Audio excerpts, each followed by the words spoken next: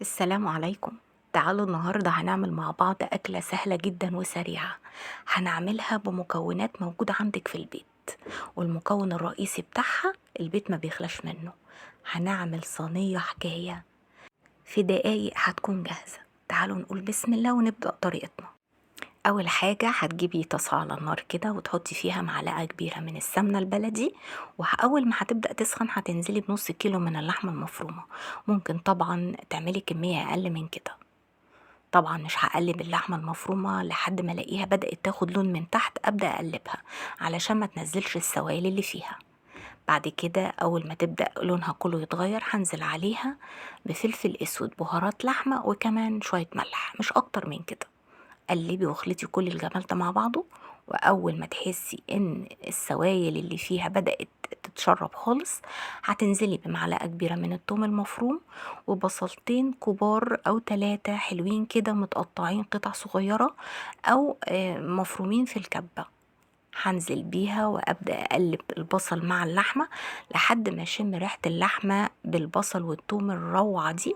هنزل عليها بحبتين من الفلفل الاخضر، قلبيهم كويس، وبعد كده انزلي بكيس عصير طماطم متفرز او عصير طماطم فريش الموجود عندك. انا مش عايزه الصلصه الجاهزه اللي في العلب خالص في اللحمه بتاعتنا النهارده. اللحمه المعصجه لازم يكون فيها صوص زي ما احنا شايفين. خلاص، هركنها بقى على جنب دلوقتي، وهبدأ أجهز باقي الحاجة. أول هنا حاجة جبت بطاطس. البطاطس ديت كمية طبعا اللي انت عايزاها حسب الصينية وحجم الصينية اللي هتعمليه. هتجيبي البطاطس هتقطعيها حلقات، الحلقات دي مش سميكة ولا رفيعة. هتنزلي عليها بشوية ملح وفلفل اسود وشوية زيت، اخلطيها حلوة قوي زي ما انت شايفة كده. هاتي الصينية على طول كده وابدأي رصي فيها البطاطس دي زي قشرة السمكة، زي ما احنا قلنا قبل كده. عشان تاخد معاكي كمية بطاطس كتير بحطها كده فوق بعضها فوق بعضها، هتاخد معاكي كمية حلوة قوي. هتفردي الصينية كلها بالشكل ده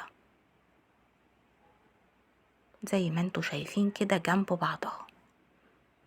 طبعا ما دهنتش اي حاجة، لان اللحمة المفرومة هتنزل كل الدهون دي على البطاطس.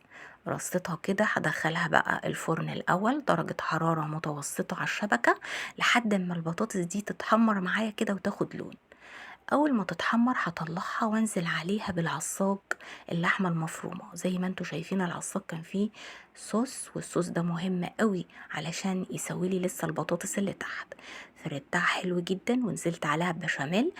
البشاميل ده بيبقى خفيف، عبارة عن كوباية من الحليب، معلقتين كبار من الدقيق، شوية ملح، فلفل اسود، معلقة كبيرة من السمنة البلدي. هترفعيهم على نار متوسطة مع الاستمرار في التقليب لحد ما تلاقيه بدأ يتقل معاكي شوية وبقى عامل كده زي الكريمة. هتنزلي بيه ورشة من الموتزاريلا وتدخلي بقى الفرن وشوفي الجمال. عايزة اقول لكم طعمها روعة. هسيبكم انتوا تجربوه.